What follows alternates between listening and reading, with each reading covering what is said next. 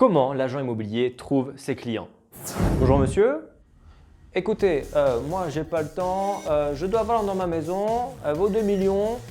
Vous pouvez la prendre en exclusivité parce que j'ai vraiment pas le temps. Comme je vous dis, il y a mon bateau qui m'attend là.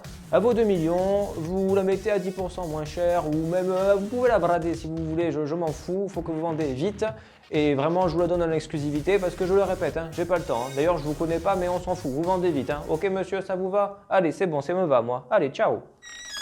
Hello, c'est Lucas Madueno et l'introduction que vous venez de voir était un pur mirage. Ouais, je sais, ça en déçoit plus d'un. Mais bon, alors, comment un agent immobilier trouve réellement ses clients? C'est la question à laquelle je vais vous répondre tout de suite. Qu'est-ce qu'un agent immobilier sans client?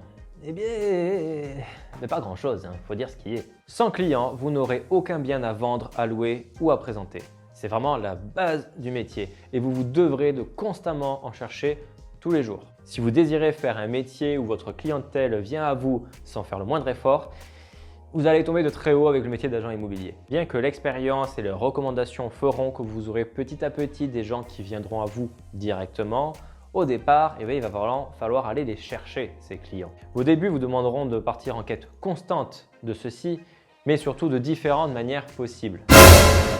Non, pas comme ça. Non, pas comme ça. On oublie cette méthode, même avec le sourire, je pense pas trop que ça marche. Quoi qu'en vrai, j'ai jamais essayé en fait comme ça. Hein. Peut-être que ça marche, hein. Faut que je vois. Il existe donc plusieurs manières d'obtenir des clients. On va dire qu'il existe deux grandes familles, ceux issus de la recommandation et ceux issus de la prospection. Commençons par la recommandation. Comme son nom l'indique, c'est quand quelqu'un nous recommande. Lorsque l'on démarre le métier, on peut avoir 2-3 recommandations par-ci par-là grâce à notre cercle proche, c'est-à-dire notre cercle intime, donc notre famille, nos amis et éventuellement peut-être nos anciens collègues ou notre réseau actuel. Mais vraiment, ça va être 2-3 par-ci par-là et ça va se limiter à ça. Et pourquoi vous n'aurez donc pas plus de recommandations que ça au début? Tout simplement parce que vous n'avez pas encore fait vos preuves. Et pourquoi on va vous recommander alors que vous n'avez pas montré que vous étiez recommandable? C'est logique. Et cela va de soi, hein. Prenons l'exemple d'un restaurant. Vous avez un restaurant déjà qui est étoilé, que tout le monde connaît, et à côté vous avez un nouveau restaurant qui vient d'ouvrir. Le commun des mortels va plutôt aller au restaurant étoilé, même si le second va peut-être détrôner le premier. Bon, je vous laisse donc imaginer que dans des projets immobiliers où justement un mauvais choix peut avoir de lourdes conséquences, ça va de soi que les gens vont plutôt se tourner vers quelqu'un de déjà recommandable, on va dire, que vers un débutant ou quelqu'un qui n'a fait aucune preuve. Mais alors, quel est l'avantage des recommandations? Eh bien, c'est simple, c'est que les gens vous connaissent au moins indirectement dès le départ et donc vous font confiance. Ils vous l'attribuent et sont bien plus à votre écoute que des gens qui ne vous connaissent ni d'Ève ni d'Adam.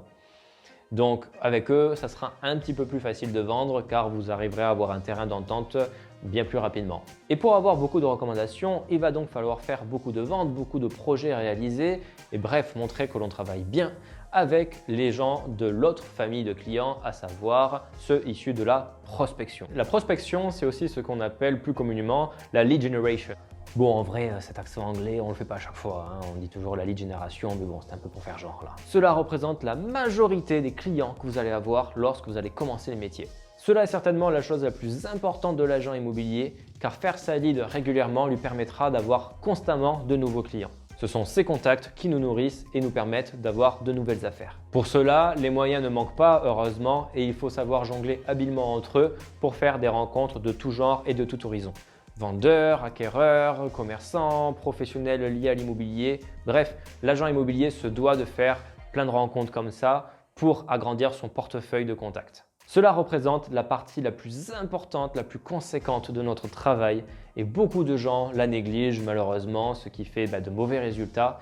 Et contrairement à ce que les gens pensent, non, nous ne sommes pas là que pour faire des visites, mais beaucoup de prospection. Comme je l'ai dit, il y a plusieurs moyens de prospecter, mais tout ça, je vous l'expliquerai dans une autre vidéo. Je vais vraiment faire une vidéo spécialement dédiée à ça pour vous montrer tous les moyens que les agents immobiliers ont pour prospecter.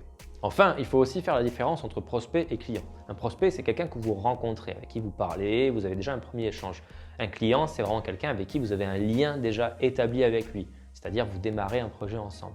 Bon, donc il y a le chemin entre transformer un prospect à un client. Il faut donc savoir se rendre compte qu'un prospect n'est pas forcément un client à cet instant T, mais pourra le devenir dans quelques temps. Et quand j'ai dit dans quelques temps, ça peut être dans quelques jours, dans quelques semaines, comme dans quelques mois, voire quelques années. Si le prospect ne vous sert pas tout de suite, certaines personnes vont se dire que bon, ça ne sert à rien de continuer à parler avec cette personne, mais non, ce n'est pas le cas. Il faut la garder en tête. On pourrait se dire que c'est inutile de garder contact avec quelqu'un qui n'a pas un projet immobilier dans l'immédiat, mais non, c'est faux.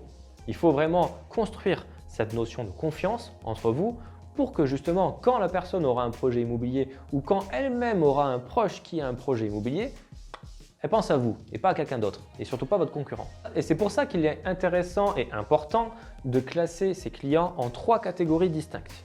En fait, il y a tout d'abord les clients qui sont chauds, c'est-à-dire ceux qui ont un projet immobilier dans l'immédiat. Il y a les clients qui sont, je ne vais pas dire moyennement chauds, mais qui ont un projet immobilier dans le futur, donc à garder en tête avec un vrai suivi. Et vous avez ceux qui n'ont aucun projet. Mais ça ne veut pas dire qu'ils en auront un jour, vous voyez. Donc voilà, il faut bien cerner les prospects que vous rencontrez, dans quelle catégorie ils sont. En fonction de chacun, vous devrez donc adapter votre stratégie et votre suivi de ces personnes. Inutile forcément de relancer chaque semaine un client qui n'a pas de projet, ça va le saouler. Mais à l'inverse, quelqu'un qui a un projet chaud, ça serait aberrant de ne pas lui faire un suivi régulier. Car sinon, écoutez, il ne va pas vous attendre et son projet immobilier va se réaliser sans vous. Comme je l'ai dit, le suivi permettra de gagner la confiance de vos futurs éventuels clients et cela se fait par de la prospection massive.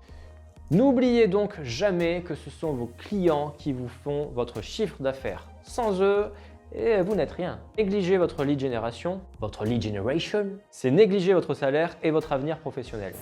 Voilà pour ma réponse à comment un agent immobilier trouve ses clients. J'espère que ça vous a plu. En tout cas, n'hésitez pas à bombarder en bas de commentaires, de likes, tout ça. Et surtout à vous abonner. Pour quelle raison? Car il faut savoir qu'en s'abonnant à ma chaîne, vous recevez 3 clients vendeurs directement. Ouais. Je sais que ça paraît incroyable comme ça, mais je vous jure, essayez. Essayez de toute façon, qu'est-ce que vous perdez?